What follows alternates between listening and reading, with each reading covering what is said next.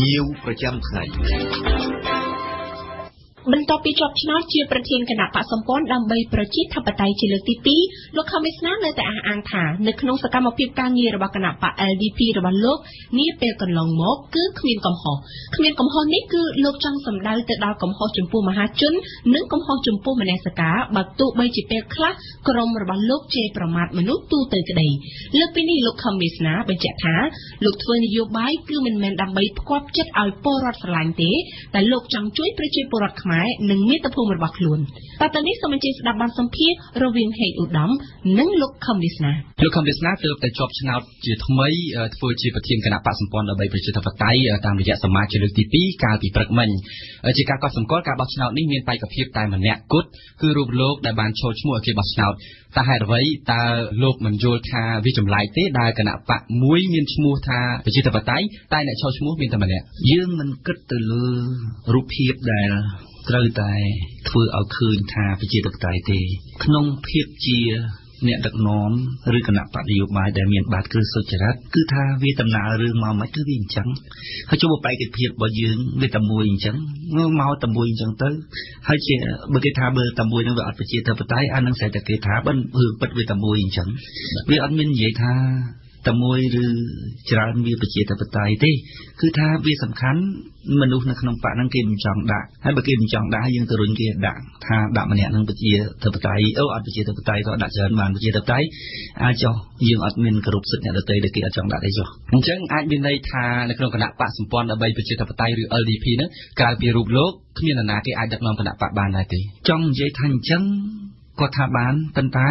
វាគឺជាការយល់របស់មនុស្សទូទៅវាមិនមែនជាការយល់របស់ខ្ញុំរបស់មនុស្សម្នាក់ដែលទៅប្រខាំងគេមិនឲ្យឈរទេគឺជាអារម្មណ៍របស់សមាជិករបស់យើងយល់ថាអញ្ចឹងក៏វាជាតម្រង់ប្រជាធិបតេយ្យមួយពីព្រោះសមាជិកយើងច្រើនគេយល់ថាអញ្ចឹងរឿងវាអញ្ចឹងទៅហើយសាច់រឿងវាអញ្ចឹងមែនមិនដឹងជាត្រូវធ្វើរូបភាពយ៉ាងម៉េចឲ្យឃើញថាប្រជាធិបតេយ្យហ្នឹងវាមិនមែនជាសន្តានរបស់ LDP ដែលយករូបភាពធំជាងខ្លឹមសារនោះទេបាទនិយាយពីសមាជលើកទី2ហ្នឹងនៅថ្ងៃអាទិត្យនេះគឺបានសម្រេចអនុម័តលក្ខន្តិកៈជាថ្មីរបស់គណៈបកនិងសម្រេចជ្រើសតាំងបេក្ខភាពគណៈកម្មាធិការកណ្ដាលក្រៅពីនេះតើគណៈបកមានយុទ្ធសាស្ត្រថ្មីអ្វីខ្លះសម្រាប់បន្តជីវិតនយោបាយរបស់ខ្លួនបន្តទៀតបាទពាក្យថាយុទ្ធសាស្ត្រថ្មីហ្នឹងមិនដឹងជាអ្នកកសែតហ្នឹងគេយល់ថាម៉េច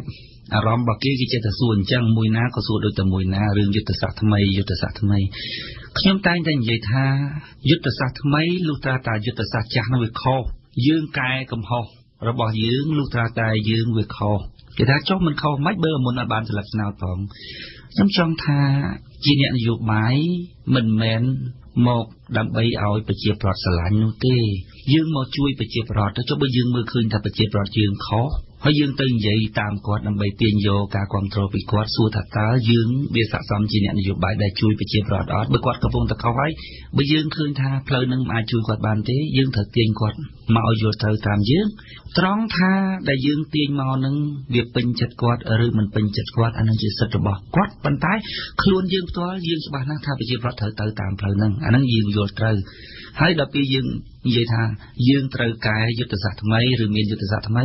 មានន័យថាយើងគ្រាន់តែចង់បានការគ្រប់គ្រងចង់បានស្លឹកឆ្នោតតែយើងមិនមានគំនិតស្មោះត្រង់នឹងប្រជាប្រដ្ឋនៅពេលដែលឃើញគាត់យកខុសយើងត្រូវកែគាត់ទេនឹងវាមិនស័ក្តិសមថាយើងដឹកនាំប្រជាប្រដ្ឋទេវាសមតែឲ្យប្រជាប្រដ្ឋដឹកនាំយើងវិញទៅបាទលោកខំពិសាខ្ញុំចង់ដឹងអំពីសកម្មភាពបន្តទៀតរបស់គណៈបក LDP តើគណៈបករបស់លោកបានត្រៀមខ្លួនយ៉ាងណាខ្លះហើយសម្រាប់ការបោះឆ្នោតក្រុមប្រឹក្សាគុំសង្កាត់នៅឆ្នាំក្រោយនេះបាទសម្រាប់ការងាររបស់គណៈបកសម្ព័ន្ធដើម្បីប្រជាធិបតេយ្យគឺជាការងារដដែលពីព្រោះយើងមិនរកឃើញថាការងារដដែលរបស់យើងវាខុសយើងខុសបានយើងកែបើយើងរកមិនឃើញថាយើងខុសទេយើងមិនកែទេអញ្ចឹងការងាររបស់យើងគឺដដែលគឺថាទុកឲ្យប្រជាប្រដ្ឋដែលគាត់បានស្ដាប់អំពីមនោគមវិជ្ជារបស់សម្ព័ន្ធដើម្បីប្រជាធិបតេយ្យគឺលះបង់ផលប្រយោជន៍ផ្ទាល់ខ្លួនដើម្បីបម្រើមនុស្សជាតិឲ្យគាត់យល់អំពីគោលនយោបាយរបស់គណៈបកសម្ព័ន្ធដើម្បីប្រជាធិបតេយ្យថាគោលនយោបាយចុងក្រោយបំផុតគឺដាក់យន្តការ8ចំណុចនឹងជាផលប្រយោជន៍របស់អ្នកណាជាផលប្រយោជន៍របស់គាត់ឬអត់ឲ្យគាត់ស្ដាប់យល់រួចហើយគាត់ភ្ញាក់រលឹកមកធ្វើការដោយខ្លួនឯងយើងធ្វើតែក្នុងទម្រង់ហ្នឹងគឺថាប្រជាប្រដ្ឋស្ដាប់យល់ពីមនោគមវិជ្ជាយើងស្ដាប់យល់ពីគោលនយោបាយរបស់យើងហើយគាត់រៀបចំសមាជិកភាពក្រុមប្រឹក្សាឃុំសង្កាត់ដោយខ្លួនគាត់ សម្រាប់យើងគ្រាន់តែគាត់បញ្ជូនឯកសារមកយើងវាយត្រាទទួលគាត់តែប៉ុណ្ណឹងគឺយើងអត់ទៅធ្វើការងារជួបគាត់ទៅទាំងកម្លាំងកាយទាំងកម្លាំងថវិកាគឺគាត់ធ្វើដល់ខ្លួនឯងចុះសម្រាប់ការបោះឆ្នោតឆ្នាំ2018វិញតើគណៈបកសម្ព័ន្ធដើម្បីជាតិបតៃបានរៀបចំអ្វីខ្លះរួចហើយបើតាមការស្ទាបស្ទង់ដោយលោកផ្ទាល់តើលោកសង្ឃឹមថាបានប្រមាណកៅអីដែរសម្រាប់ការត្រៀមទទួលភារកិច្ចពីប្រជាពលរដ្ឋយើងអាចគិតឃើញទាំងអស់គ្នាថាតើយើងគួរត្រៀមអ្វីនៅពេលដែលប្រជាពលរដ្ឋប្រគល់ភារកិច្ចមកឲ្យយើងគឺថាទី1បេក្ខជនចូលឈ្មោះតំណាងរាស្ត្រគ្រប់ចំនួនមានគុណភាពទី2បើសិនណាជាយើងឈ្នះឆ្នោតវាត្រូវការគណៈរដ្ឋមន្ត្រីដូច្នេះយើងត្រូវការសម្រាំងគណៈរដ្ឋមន្ត្រីរបស់យើងដែលជាមនុស្សមានគុណភាពសម្រាប់ការយល់របស់ LDP សម្រាប់ប្រជាពលរដ្ឋដែលប្រគល់ភារកិច្ចមកឲ្យយើងគឺយើងត្រៀមតែប៉ុណ្ណឹងត្រៀមតែបេក្ខជនតំណាងរាស្ត្រហើយនិងបេក្ខជនគណៈរដ្ឋមន្ត្រីតែប៉ុណ្ណឹងដូចជាអត់មានត្រូវការត្រៀមអីទេចំពោះកិច្ចការដើម្បីបញ្ជូនសារទៅឲ្យប្រជាពលរដ្ឋគឺយើងប្រើប្រព័ន្ធផ្សព្វផ្សាយទៅដែលវាមានលក្ខណៈទូលំទូលាយជាងមុនគឺបញ្ជូនសារទៅឲ្យគាត់បានយល់ពីមនុស្សគុណជាតិរបស់យើងគឺការលះបង់ផលប្រយោជន៍ទឹកខ្លួនដើម្បីបម្រើមនុស្សជាតិចំពោះមនុស្សជាតិហើយនឹងគោលនយោបាយរបស់យើងដែលជាផលប្រយោជន៍ទាំងអស់គ្នានឹងឲ្យបានទៅដល់គាត់រួចហើយគឺគាត់សម្រេចចិត្តទៅសម្រាប់ការសម្រាំងរបស់គណៈបកយើងគឺសម្រាំងបេក្ខជនតំណាងរាស្ត្រហើយនិងបេក្ខជនគណៈរដ្ឋមន្ត្រីចាប់សពគ្រប់ការងាររបស់យើងលោកខាងវាសនាយើងសូមត្រឡប់ទៅជជែកអំពីយន្តការ8ចំណុចដែលជាយន្តការស្នូលរបស់បក LDP វិញត្រង់ចំណុចទី7និយាយអំពីការបោះឆ្នោតជ្រើសតាំងអ្នកតំណាងរាប់តាំងពីមេភូមិមេឃុំសង្កាត់អីឡើងទៅដោយលោកជ្រាបថាហើយសពថ្ងៃហ្នឹងយើងបោះឆ្នោតថ្នាក់ជាតិនិងថ្នាក់ក្រុមប្រឹក្សាឃុំសង្កាត់តែ2ដងឯងហើយវាមានការស្មុគស្មាញសម្បើមណាស់អ្នកខ្លះហ្នឹងក៏មិនទទួលស្គាល់និងមិនទទួលយកលទ្ធផលបោះឆ្នោតផងចុះតម្រាំដល់បោះឆ្នោតគ្រប់លំដាប់ថ្នាក់ទៅទៀតវាមិនកាន់តែសាមញ៉ាំថែមទៀតហើយឬក៏លោកមិនគិតអញ្ចឹងទេបាននិយាយអំពីបច្ចេកទេសវាដូចជាអត់មានអីដែលត្រូវគិតគូរត្រេះរិះពិចារណាច្រើនពីព្រោះថាប្រទេសគេបានធ្វើផ្លូវនឹងច្រើនហើយដូច្នេះវាគ្មានអីត្រូវពិសោធន៍ទេឧបមាថាហូបបាយប្រទេសណាក៏គេហូបបាយដែរដូចជាគ្មានអីត្រូវពិសោធន៍ថាហូបបាយនឹងវាពុលទេប្រព័ន្ធបោះឆ្នោតមេភូមិមេឃុំមេស្រុកមេខេត្តហ្នឹងស្រុកគេធ្វើអស់ហើយបើនិយាយពីបច្ចេកទេសអត់មានអីលំបាកទេពីព្រោះអីគេបោះតែមួយថ្ងៃទេស្លឹកឆ្នោតតែមួយស្លឹកទេគេបោះទាំងភូមិទាំងឃុំទាំងស្រុកទាំងខេត្តនឹងបើនិយាយពីបច្ចេកទេសហើយបើនិយាយពីរឿងមិនទទួលស្គាល់លទ្ធផលបោះឆ្នោតមិនស្គាល់លទ្ធផលបោះឆ្នោតកុំថាបោះច្រើនដងបោះតែម្ដងហ្នឹងក៏វាមិនទទួលដែរបើវាមិនទទួលវាមិនមែនថា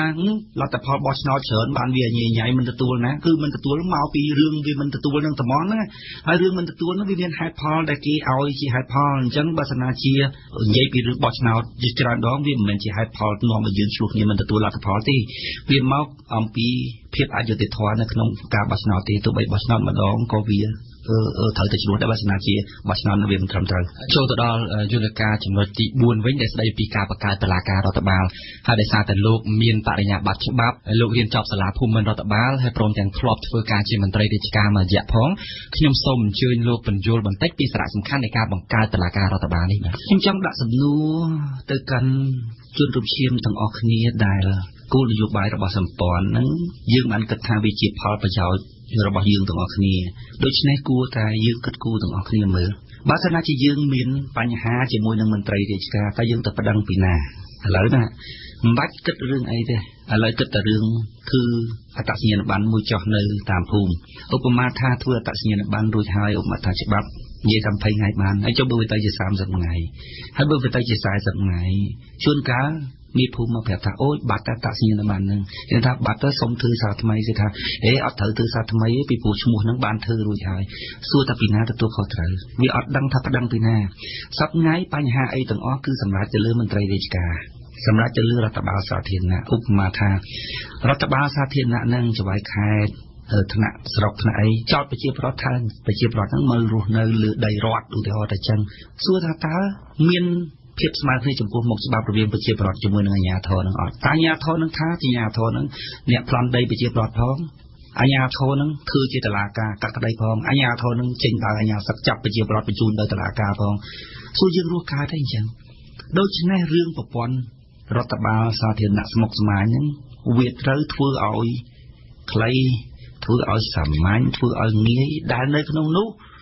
វាត្រូវតែមានតុលាការរដ្ឋបាលមួយដើម្បីកាត់ក្តីពួកមន្ត្រីរាជការទាំងអស់ហ្នឹងដែលច្បាប់ បានកំណត់រួចហើយថាអ្នកឯងធ្វើបែបនេះរួចហើយអ្នកឯងមិនធ្វើបើសិនណាជាអ្នកឯងមិនធ្វើរួចហើយវាអត់មានតុលាការរដ្ឋបាលមួយសម្រាប់កាត់ក្តីវាឡើងទៅជាច្បាប់ហើយវាគ្រាន់តែជាក្រមសីលធម៌ដែលមន្ត្រីរាជការនឹងគោរពឬមិនគោរពក៏ហើយទៅដូច្នេះបានជាគណៈបកសម្ព័ន្ធដើម្បីប្រជាធិបតេយ្យបង្កើតតុលាការរដ្ឋបាលក្នុងយន្តការរបស់ខ្លួនដើម្បីធានាការអនុវត្តឲ្យបានត្រឹមត្រូវរបស់មន្ត្រីរាជការបាទលោកខេមវិសាត្រង់ចំណុចនេះគេសង្កេតឃើញថាលោកឧស្សាហ៍លើកឡើងណាពីប្រព័ន្ធតុលាការច្បាប់បារាំងក៏ប៉ុន្តែបើតាមប្រព័ន្ធច្បាប់បារាំងហ្នឹងតុលាការរដ្ឋបាលត្រូវបានបង្កើតឡើងដោយសារតែគេមិនទុកចិត្តចៅក្រមម្ល៉េះហើយក្រោយបដិវត្តបារាំងហ្នឹងជាង200ឆ្នាំមុនទើបគេចែកតុលាការហ្នឹងជា2ផ្នែកហើយតុលាការរដ្ឋបាលនៅស្រុកបារាំងហ្នឹងសម្រាប់អ្នកដែលលំដាប់ខ្ពស់គឺត្រូវតែងតាំងដោយអង្គនីតិប្រតិបត្តិទៅទៀតអញ្ចឹងដូច្នេះតើតុលាការរដ្ឋបាលដែលលោកចង់បង្កើតហ្នឹងលោកសង្ឃឹមថាឬក៏ធានាប្រសិទ្ធភាពក្នុងកម្រិតណាហើយម្យ៉ាងទៀតគណៈពេលដែលប្រព័ន្ធយុត្តិធម៌កម្ពុជាហ្នឹងកំពុងតែត្រូវគេចោទប្រកាន់ថានៅមានភាពទន់ខ្សោយនៅឡើយតាំងពីបច្ចេកទេសឬក៏ធនធានអីចឹងជំនួសឲ្យការពង្រឹងតុលាការដែលកំពុងតែទន់ខ្សោយសពហ្នឹងលោកបាយទីចង់បង្កើតតុលាការថ្មីវាមិនសំខាន់ថាតើ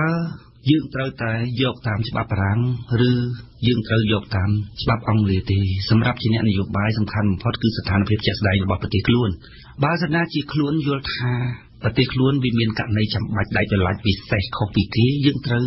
យកច្បាប់ទាំងអស់ហ្នឹងមកត្រួតពិនិត្យបង្កើតជាប្រព័ន្ធរដ្ឋបាលសាធារណៈមួយដែលនៅក្នុងនោះមានតុលាការរដ្ឋបាលនឹងផងតាមសេចក្តីត្រូវការនៃដំណោះស្រាយបញ្ហាប្រទេសជាតិខ្ញុំយល់ថារឿងអ្វីទាំងអស់វាមិនហួសអំពីសមត្ថភាពនៃការគិតរបស់មនុស្សទេបើយើងពិតជាមានឆន្ទៈពិតប្រាកដក្នុងការរៀបចំឲ្យដំណើរការរដ្ឋបាលឬក៏ប្រព័ន្ធតុលាការនឹងឲ្យស្រួលហើយឆន្ទៈហើយយើងជាអ្នកដែលរៀនសូត្របានច្រើនល្មមសំគួរនឹងអាចគិតគូរអំពីប្រព័ន្ធរដ្ឋបាលនឹងមែនខ្ញុំជឿជាក់ថាខួរក្បាលហើយនឹងឆន្ទៈរបស់យើងរុញឲ្យយើងអាចរកឃើញប្រសិទ្ធភាពក្នុងការងាររៀបចំប្រព័ន្ធរដ្ឋបាលហើយនឹងដែលនៅក្នុងនោះមានតុលាការរដ្ឋបាលមួយនឹងខ្ញុំយល់ឃើញថាយើងជឿជាក់ថាយើងអាចធ្វើបានការងារនោះដោយអស់មកហើយយើងសូមបញ្ចប់កិច្ចសម្ភាសន៍ជាមួយលោកខឹមវាសនាត្រឹមតែប៉ុណ្ណេះសូមបញ្ជាក់មិត្តអ្នកស្ដាប់ថាលោកខឹមវាសនាគឺជាប្រធានគណៈបកសម្ព័ន្ធដើម្បីប្រជាធិបតេយ្យសូមអរគុណសូមជម្រាបលាលោកបាទសូមអរគុណ